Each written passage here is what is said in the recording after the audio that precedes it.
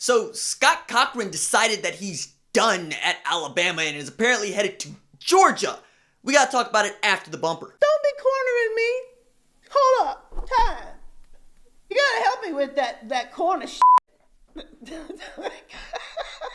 What's up, kidfolk? It's RJ Young. I am not on a step mill. Consider hitting the like and subscribe button because I upload a video every single day. It's always college football related, sports related. We have a good time. Today, need to talk about Scott Cochran deciding to accept a position coach job for Kirby Smart at Georgia, special teams assistant, we think, unless something changes. And this news kind of came down the pike in the afternoon. I'm thinking, cool, I'm done for the day. I'm going to go crack a beer.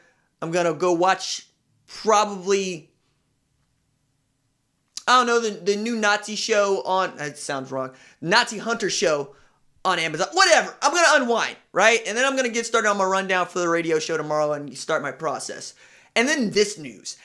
And I got to tell you, inside football, this is not a small thing. Like inside college football, particularly in the SEC. Because Scott Cochran is something like an institution, right?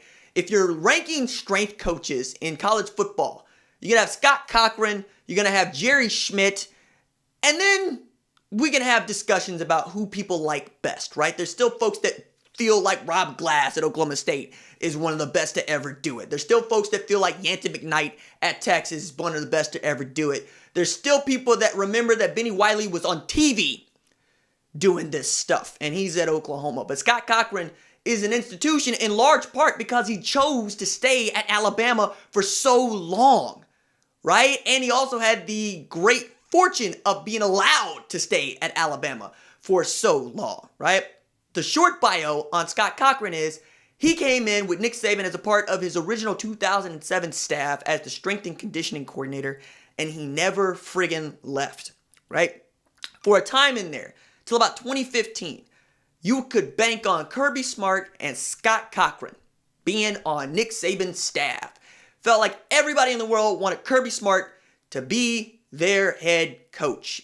Same way people feel about Brent Venables today. It's like, when is this dude going to accept a head coaching job? Because we all think that he's really good, and we all think that he could be really good with our team. Turned out Kirby Smart was waiting to go home, right? He played at Georgia, was an assistant at Valdosta State, and when that job came open, they offered to him, he took it, and he's building a monster, and he's slowly kind of turning into the heel of college football, which is a good thing, and I kind of want to get at that. But in all of that, right, we knew what he wanted. He wanted to be at Georgia. For Brent Venables, we're still waiting. We thought he wanted to be at Kansas State. That job came open. Chris Kleiman got it. I'm sure that Brent Venables got a courtesy call about, hey, we know that you've said you don't want to do anything, but have you perhaps changed your mind? To which he says, no, I'm going to stay at Clemson and get back to a national title game. Nothing wrong with that. Going to have a top 10 selection in Isaiah Simmons in the 2020 NFL draft in April. So Scott Cochran is the dude that is most associated with Alabama football after the man himself, Nick Saban, right?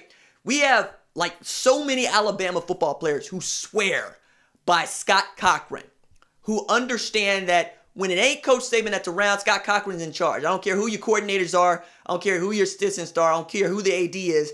It's Scott Cochran's program when Coach Saban is not in the house, right? Also, the dude that's famous for going, yeah, at, every particular juncture. He's a strength coach, right? Strength coaches are psychos, which kind of makes me a psycho. But I understand what that means, right? I got my CS. I wanted to be Jerry Schmidt, Scott Cochran, Rob Glass, Yancey McKnight, Benny Wiley, all of those dudes. So I pay attention to strength coaches. I also think they're wildly underpaid because they are the guys that, one, they can make you bigger, stronger, faster. In some cases, they do. Body transformations and the like. But mostly, they're responsible for not breaking the Ferrari, right? A strength coach is a Formula One mechanic. We're not paying you to build the race car so much as we're paying you to keep it in tune. So when you have a bunch of hamstring pulled during a football season, the first guy to get axed is strength coach because obviously your programming sucks and we need to find somebody else to do this, right? That's one of the things that was most interesting about Scott Cochran is he never really had that. All Bama did was turn out first round draft picks in national championships, right? 5 national championships in 10 years since 2009. Only took them 2 years to get it together and get it going. And now at Alabama, the question becomes, can Coach Saban carry all of this? Well, it seems that he can, but it's also going to look wild interesting if when Nick Saban retires, and then we're closer to that end than we are ever before because of his age. We got to remember that Lou Saban is his dad, and he got Jim Kelly to come to Miami. That's how far Saban goes back. Michigan State back when it was really good before D'Antonio, right? And my man was wearing the dad glasses on the sideline for the Browns with Bill Belichick. But it's also one of those things that is wild interesting because Lane Kiffin made a run at Scott Cochran earlier this year. Told him no, right? Scott Cochran making about $500,000 at the time. Kirby Smart made a run at Scott Cochran when he first got the job at Georgia, 2015. Said no. What changed? I want to know what his contract looks like, but I also understand that Cochran always kind of wanted to be a head coach, and that's interesting because as strength coach, I never actually thought about being a head coach. I make jokes about I could coordinate your defense or your offense, and I could, and I can. But I never looked at it as one of those things that was from a strength coach, the natural progression is to want to be a head coach. And I'm like, is it? But Brian Odom went from being a strength coach to being a linebackers coach, and probably will be a defensive coordinator somewhere, somehow, and probably will end up being a head coach if he ain't careful. I've always found that kind of come up just interesting because it's one of those jobs where it's support staff, and I get that, but it's treated a little bit differently. You're the assistant to the assistants, basically. Everybody has to get along with the strength coach, and the strength coach has to get along with everybody because you got everybody's kids, and you can work out with them at a time when coaches can't, right? And you are working out with them at a time when coaches aren't. And you are talking to them at a time when coaches aren't. So you're really good about knowing the personalities of the kids, and you're also really good about feeding information to the assistants, the coordinators, and the head coach about what this particular kid's psyche is, right? Matter of fact, one of the things I ran across in David Ubbins' story about, the NFL drafted strength coaches, got tend to see strength coach talking about, look, I can't BS the NFL guys because at the end of the day, we want more of our guys in the NFL because that speaks well about our program. And that's going to help us recruit. And I have to be straight up with them. And who's going to be able to be more straight up about what a kid does day to day than a strength coach? You see them every day, man.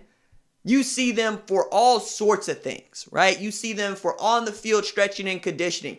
You see them on the sidelines. You see them after workouts.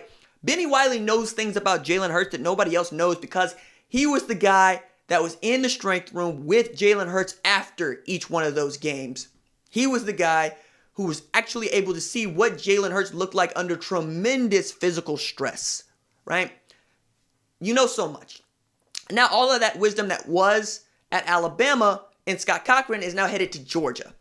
And I have no doubt that we're going to see one hell of an outstanding special teams unit because, it's Suicide Squad, and it's a bunch of dudes that you have to convince to run downfield and put themselves in harm's way. You have to convince them to take pride in an activity that the rest of the world quite simply doesn't take pride in. I think Scott Cochran is an outstanding motivator. I also think Scott Cochran was a pillar of the Alabama football program that Saban built, but so was Kirby Smart, and he's doing just fine. So I don't know that it's going to be the big loss to Alabama that some people do because I'm not on that ledge, but I am going to say it's the end of an era because now we're down to a trainer as the last remaining member of that original 2007 staff, and the fact that it's been able to stay together for the better part of 12 years, not a small thing, and I sincerely believe that Coach Saban ought to be proud of what he built, and I know he does not like losing assistants to other assistants, as we were able to learn in the Belichick-Saban documentary. It's I built my staff. Build your own staff. Don't come poach my guys. Lane Kiffin didn't get the memo. Kirby Smart didn't get the memo. Be interesting to see how all this works because most of Saban's assistants ain't fared very well against him, even as they try to basically carbon copy what he has done. Let's see if Kirby Smart can be the dude because remember, he had a double-digit lead in the national championship game, still couldn't get it done. Maybe Scott Cochran changes that. All right, that is it for me. Can I have that beer now? Deuces.